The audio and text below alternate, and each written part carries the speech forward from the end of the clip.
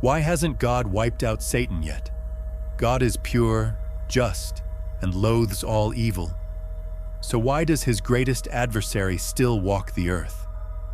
The Almighty could banish him with a single decree, yet he refrains. What's the reason?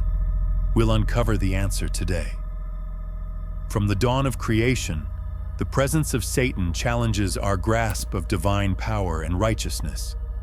If God is omnipotent, able to do anything, and infinitely good, why doesn't he immediately eliminate the source of all wickedness?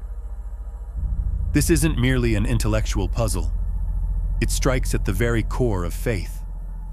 How do we reconcile ongoing suffering with a God who loves, guards, and rules the cosmos? First, it's vital to recognize that Satan did not begin as God's enemy. He was fashioned as Lucifer, literally light-bearer. Adorned with unmatched splendor and endowed with exceptional wisdom, he stood closest to God's throne, guiding heavenly worship. Yet pride took root in his heart. Seeing his own magnificence, he yearned to rival the Creator and receive worship for himself. That desire to exalt himself above God broke the fundamental purpose of a creature: to reflect, not compete with, the divine.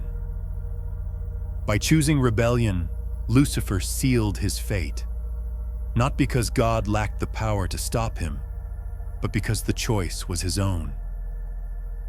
When Lucifer drew 1/3 of the angelic hosts into his revolt, a celestial conflict ensued, one whose outcome was foreordained.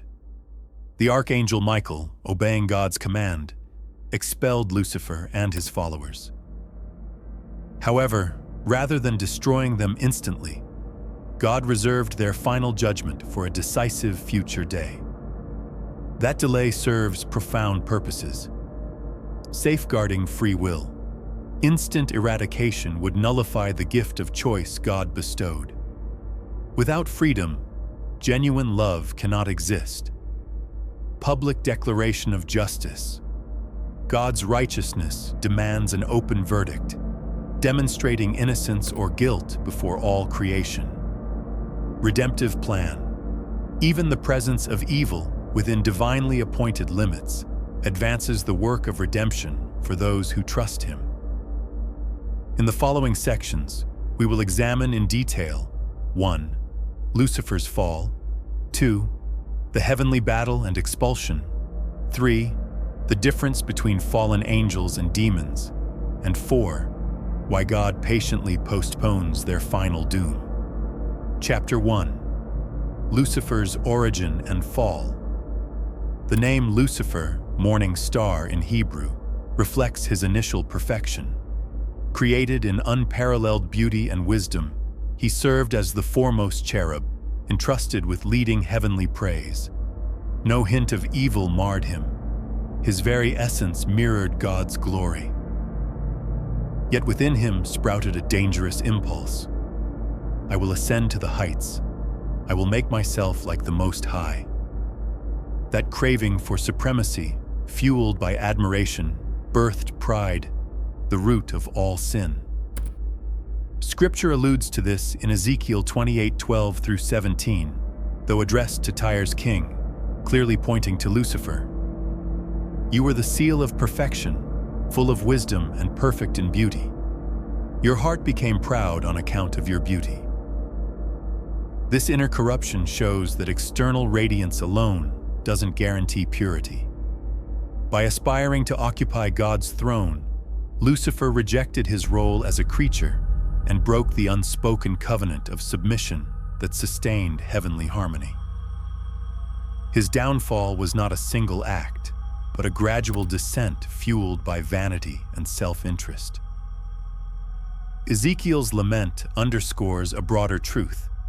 Evil originates in the heart.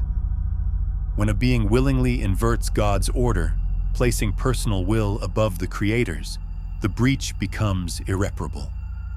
Thus, the celestial conflict wasn't merely symbolic, but a profound spiritual rupture. One party chose eternal separation from its source of life. Chapter 2. The Heavenly Battle and Expulsion. Lucifer's rebellion sparked a cosmic confrontation. Revelation 12:7-9 recounts. War broke out in heaven. Michael and his angels fought against the dragon, and the dragon fought back. But he was not strong enough, and they lost their place in heaven. Michael, whose name means "who is like God," embodies divine fidelity and strength. Leading the loyal angels, he overpowered the dragon, Lucifer, and cast him and his legion out of heaven. Though a vast host followed Satan, approximately 1/3 of all angels, none could match the Creator's might, so their defeat was certain. But expulsion did not end the struggle. It merely shifted its arena to earth. There, the consequences of rebellion became visible. Deceit, temptation, and spiritual oppression took root among humanity under the influence of the fallen. It's crucial to distinguish two categories: fallen angels, once heaven's inhabitants, structured and organized, who retain intelligence and hierarchy, principalities, powers, rulers. Demons, disembodied evil spirits, often linked to occult practices that infest individuals and cause afflictions. While demons assault individuals, fallen angels seek to distort societies, ideologies, and institutions operating under Satan, the prince of this world. John 12:31. As a result, the spiritual struggle transcends personal battles, involving entire nations within a cosmic framework governed by spiritual laws. Michael's victory demonstrates that God's triumph doesn't require his direct intervention at every moment. Obedience by his servants suffices. The decisive heavenly defeat merely set the stage for the eventual, comprehensive subjugation of all evil. Chapter 3. Fallen angels versus demons. In common parlance, people often conflate fallen angels with demons, yet Scripture delineates clear distinctions. Fallen angels. Origin. Originally created for divine service, once part of heaven's assembly. Nature, retain form, order, and intelligence, organized in ranks. Function. Manipulate cultural, political, and religious systems toward corrupt ends. Demons. Origin. Spiritual entities resulting from angelic rebellion or from occult transgressions. The exact origin is less defined in Scripture. Nature.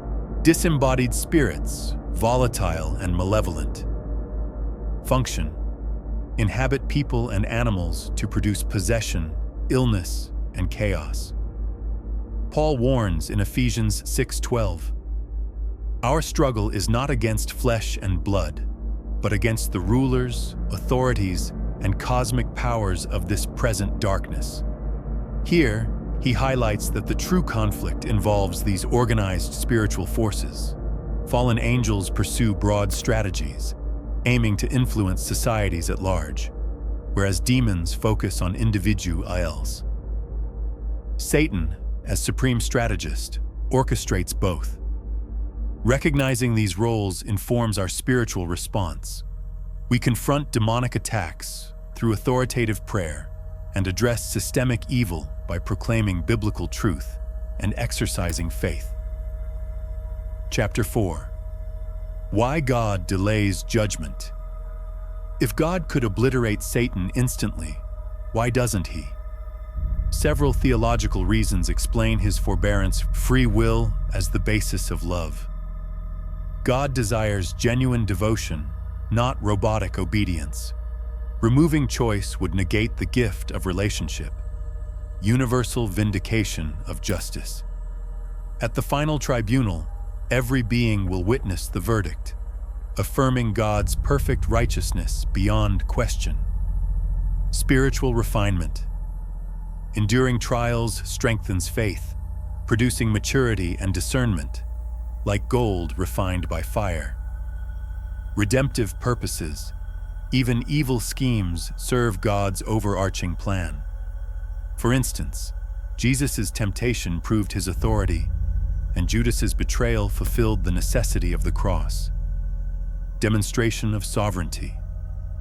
God acts purposefully, not impulsively.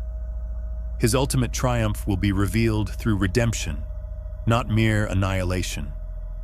Thus, divine patience manifests love, justice, and wisdom.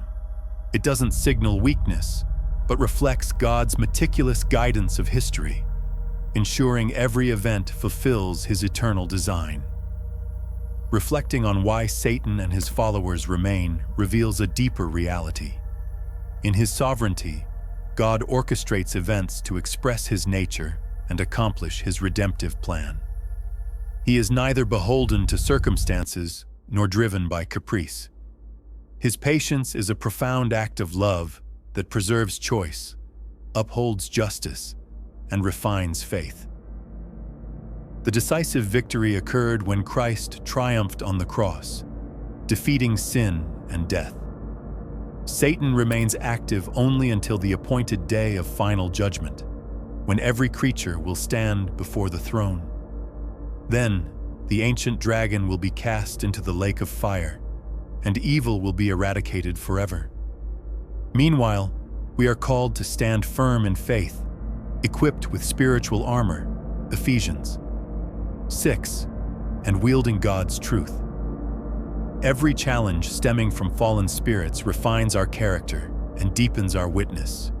We participate in God's triumph by resisting the devil, praying without ceasing, and proclaiming the gospel.